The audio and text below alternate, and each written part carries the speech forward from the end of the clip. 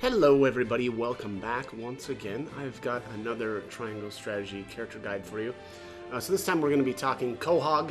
I actually really like Quahog. He's kind of a utility type character, I guess I would kind of describe him as. Quahog is only obtained once you get 1,600 utility conviction points. So I think I ended up getting Quahog around the end of my first playthrough. Definitely one of the later chapters in the game.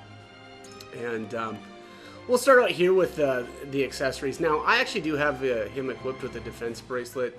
I don't know, immunity to paralysis is cool. The extra 4 points of defense, you're not really going to notice. If Quahog is getting hit, he's going to get hit for, probably 75% of his health. Excuse me. So, the actual defense portion of this is probably not that important. Honestly, there's a case probably to be made for actually just giving him even more speed. Like a speed amulet, and I guess if you can spare another speed bracelet, then great, but he's just, it's really good to be able to be, taking multiple turns with him. And he already has a really good speed stat anyway, but, even catapulting that higher would be, I think, probably more useful than a couple of points of defense. So, as far as strength, he doesn't have any. You're not going to be doing any sort of physical damage with him. Physical defense, again, not very good. He's almost as bad as the other mages in the game, but I think he's got a little bit more, like slightly more physical defense, but not enough to really be acceptable. Again, if you're getting hit with him, it's probably going to be, getting half shot. Magic attack at 58 is pretty good.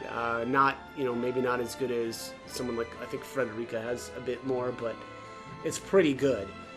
So he's good at, he can throw some items out if you don't have any TP or anything like that. Otherwise, he's got his nuke in due course, which is pretty good, and you'll do decent damage with that. Magic defense, though, is really good. He's pretty in line with the rest of the mages, where he'll have a lot of magic defense, so he won't take as much magic damage.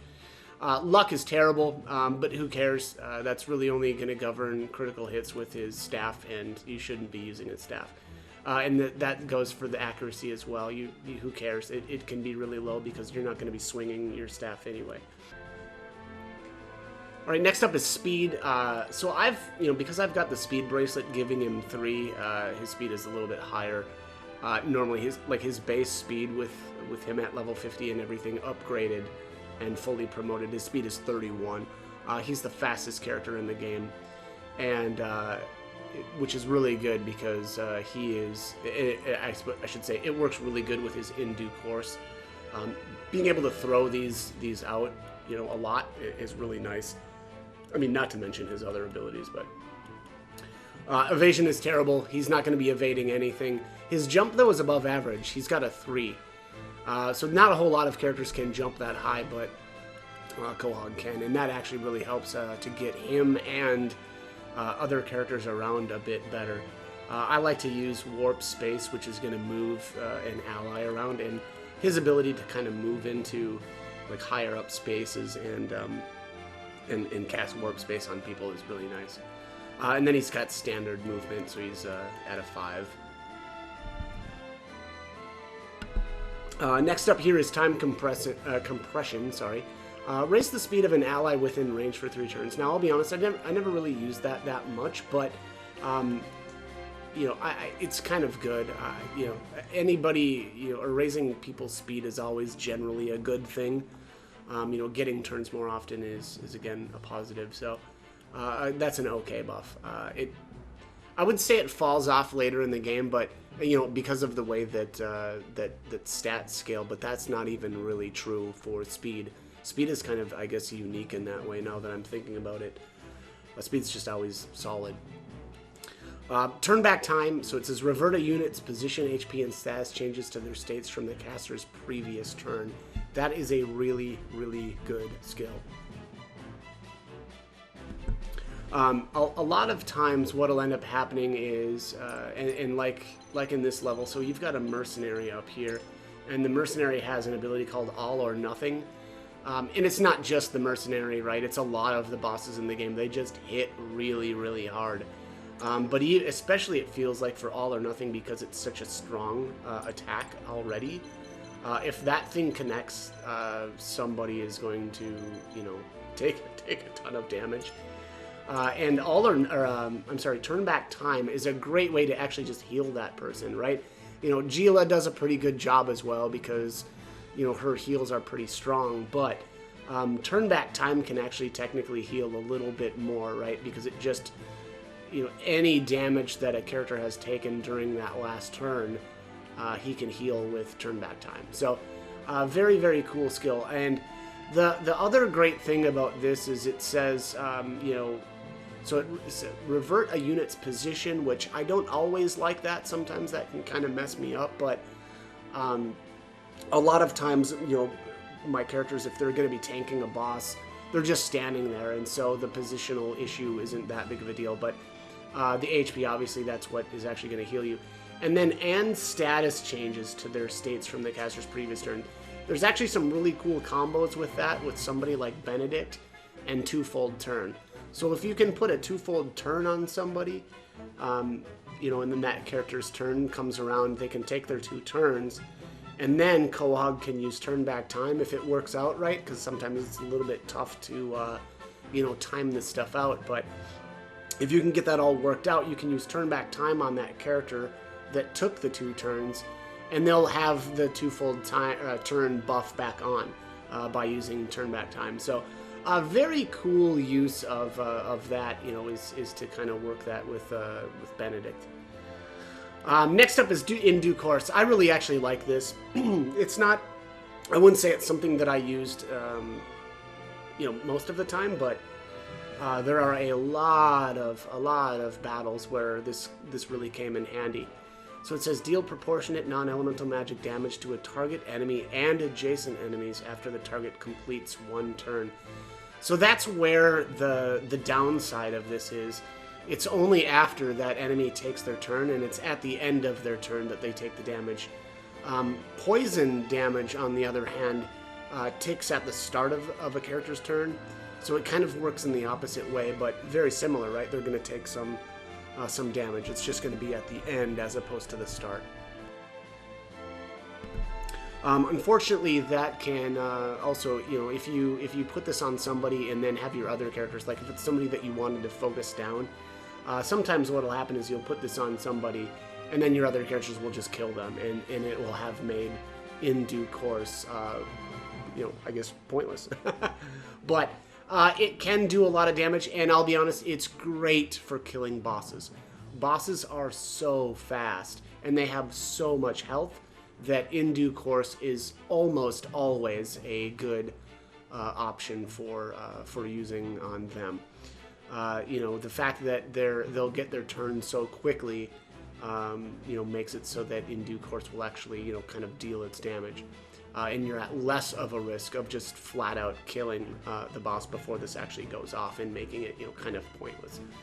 So, very good nuke. Also, I will say that the thing that I like the most about this, though, is that it's only 1 TP.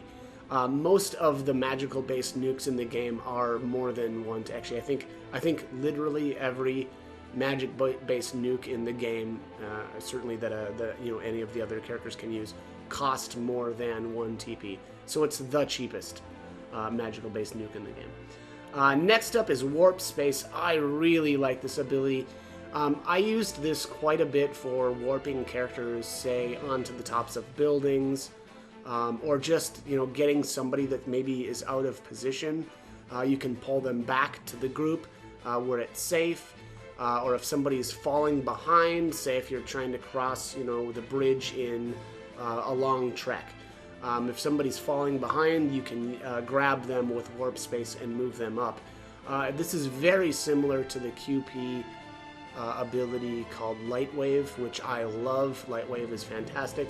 This one isn't quite as good because it only moves an ally to a location within 5 squares, whereas Light Wave is 8 squares. So not quite as good, but still an amazing skill, and you can just keep using this, obviously, whereas, you know, the QP skill can only be used once per combat. Stop time. I'll be honest, I didn't really use stop time that much. There used to be, apparently, I was looking at some older videos of the Nintendo Switch version of Triangle Strategy, and there was some goofy thing that you could use with Quahog and Izana to make her Thunderstorm automatically hit characters, but that doesn't work in this version of the game, so I don't think that stop time is actually as good. It can be good in certain cases if you've got enough TP, where you can stop time and then maybe save somebody by using turn back time, right? So you can stop time and then you can do turn back time to remove the stop condition from an ally so that they can take some more turns. But I'll be honest, I just never really found this to be that great. I don't know. It's not bad though, and I think honestly it would work really, really well if you're able to poison a bunch of enemies, or, you know, if you've been able to throw out some in due courses, you could use, or man, a few probably isn't you know, really going to happen that often, but anyways, if you can get a lot of stuff, especially poison, you can use stop time, and then the poison will continue to tick. Even though nobody can really act, the poison will still, you know, tick down. So that can be a good way to kind of cheaply deal a bunch of damage in a turn. But again, I didn't really like stop time. I never really used this that much. But next up is Distorted Space. This is kind of the same thing. Now, it seems like it's kind of interesting, right? Like, switch the positions of yourself and a selected unit. If that unit is charging or casting, that action will be suspended. Now, you know, I watched a video of somebody commenting about using this to like, you know, move bosses in to like your party, but the problem with that, I mean, I always play on hard mode, and I think you can get away with a lot of that stuff on some of the earlier or the easier difficulties, but on hard mode, that's just not really that viable because, for one thing, putting a boss like in the middle, I mean, hey, if you've got a bunch of tanks or a bunch of like evasion characters and they can you know, avoid the hits from the boss, then great. But the problem with that though still is you're talking about moving Quahog into the middle of a bunch of characters. Now that'll work if you're able to use Distorted Space first, and then you can move Quahog after. So like that would work. But, you know, if you have to move to get to the boss to use Distorted Space, well, then you're not going to move after. And so that's not going to work out, and Quahog is going to be sticking out there like a sore thumb. So, you know, and at a gigantic risk of getting annihilated because he is weak. So, I'll be honest, I didn't really find Distorted Space to be that useful. Again, probably on some of the easier difficulties, this would be okay, but, you know, I feel like on the easier difficulties, you can really just do whatever you want anyway. You're going to annihilate stuff, so. Last up here is Remain and Recover. This is another thing that, it's unfortunate. I didn't really find that this was that great. Basically, this is the same, excuse me, same ability that Anna has, but, you know, there are certainly times where Quahog just can't really do anything because he's basically out of TP, but, Quahog also doesn't really take hits that often where this would be that useful. And if Quahog is taking hits, you really want somebody to heal him and get him back up to full. You don't want him, you know, sitting around, you know, for turn after turn, you know, because he's probably at risk. So, you know, I don't know. As far as passives go, I really like that on Anna because she can go invisible, and then you don't have to worry about anything, right? She can just kind of sit anywhere, but it's not the case with Quahog, and you know, if you've got yourself into a position where Quahog has taken some damage, you really want to heal him because really if he gets, you know, even looked at, you know, by anybody else, he's going to get killed. So it's unfortunate. I just don't really think that passive is that great for him. Last, though, is the weapon skill Reverse SpaceTime. This is actually really good. So it says reverse positions, HP, TP, and status changes of all enemies and allies to their states from the caster's previous turn. If you kill an enemy, though, and then use reverse SpaceTime, it doesn't revive them. So basically, the way that you really want to do this is you want to do really a big combo, right? Where everybody's got a bunch of TP, you blow it all, kill a bunch of stuff, or kill as many things as you can, and then you use reverse SpaceTime so that everybody gets their TP back, and you can just repeat this. And as long as you're killing things, you come out ahead by doing this. So let's actually do that. Alright, so I'm in a battle right now. I've already set this up. This is, what is this one? Fort Assault. I'll probably mess this up, but let's just give this a go here. Alright, so Archibald. Let's do Inescapable. Oops, I can't see. There we are. So that guy's going to be acting very soon. So I want to try to take him out. For the greater good. Let's do... Oh, I don't have that. Oh, okay. So Decimal, I've got him already with a twofold turn. And unfortunately, though, I am going to get nuked here, which is not great. But let's do this. Let's do fast acting on Decimal to give him his next turn. And actually, I'm going to use in tandem as well on Archibald. Alright, so let's see here. 3, 4... And I can't use target height because I don't have enough TP. Let's do a battle cry here. Normally, I mean, this is... I doubt that I would ever use as much TP or QP points as I have here, but I think for the sake of this video and showing you, you know, amazing combos, we're going to do that. Yeah, let's just do the height calculation here. Kapow! And now Archibald should get his turn. Let's see here. Alright, so if I use crit, I'm just blowing all of the QP. I love it. Alright, and then we'll use an escapable. Yeah, so this will one-shot this guy. Boom. Oh no. Don't die, Julio, don't die.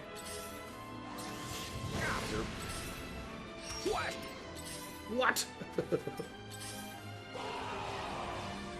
Yeah, this combo will work out.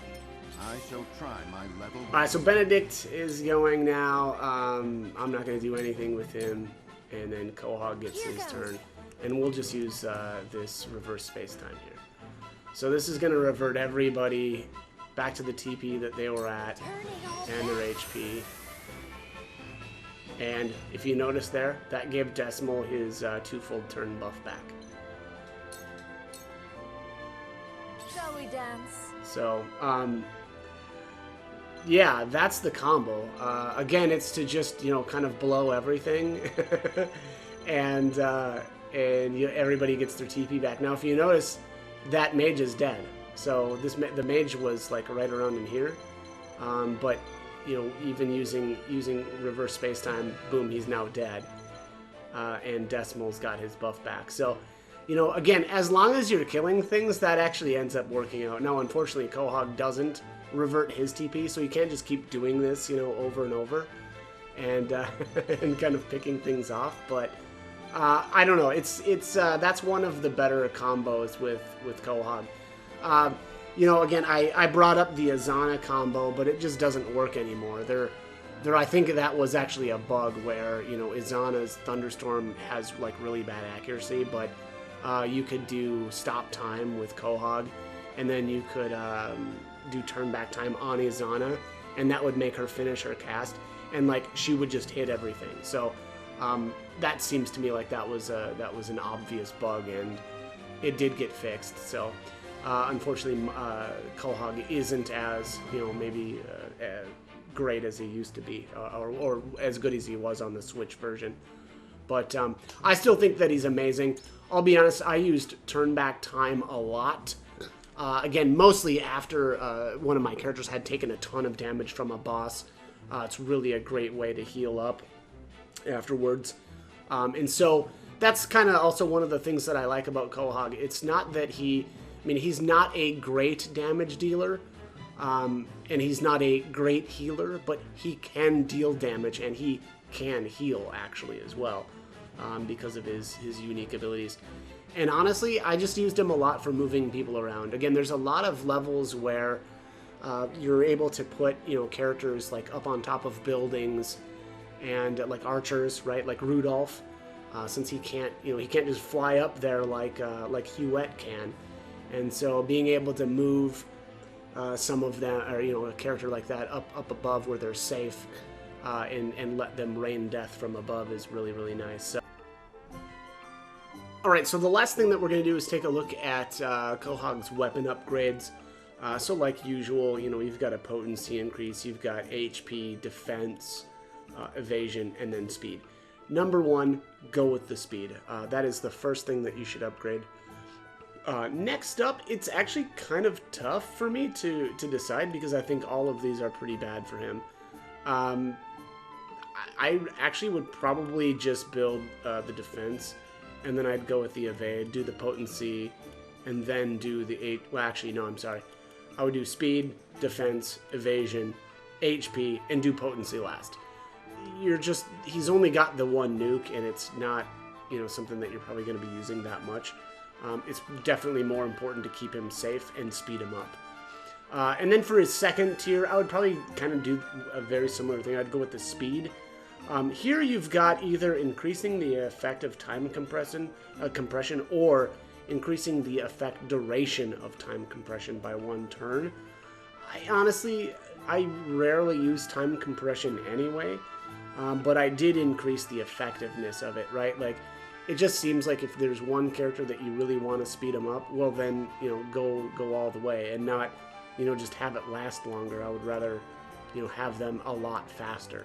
So, that was my thought process on this one. But again, I never really used time compression that much. So then the next thing I would do is do the HP increase, then do the potency increase last. And then Quahog is kind of weird. He has the most, I think it's the most of anybody of the tier 3 weapon upgrades. So you really have to be careful about what you're doing with him. Reverse SpaceTime is probably the most important because that ability is crazy. I mean, it's crazy good. The next thing I would upgrade would be the speed, because 3 speed is nuts. Quahog, I absolutely love all of the speed that he gets. I wish that everybody got this many speed upgrades, but whatever. That's a shame. Maybe that would be overpowered on everybody, but regardless, I would definitely do that, and then I would probably do the movement, and then I would do the jump last. But anyways, that is it for Quahog. Again, a very fun character, very interesting, more of a utility. I don't ever really feel like he stood out that much, but, reversing space-time is really nuts. As long as you've got everything worked out just right, that's an incredibly powerful skill. Being able to put twofold turn back on, giving everybody their TP back is kind of nuts. So, anyways, like I said, I actually really like Quahog. He's an interesting character, and I think he's a lot of fun to play with. So, as always, hope this guide was helpful, and thank you for watching.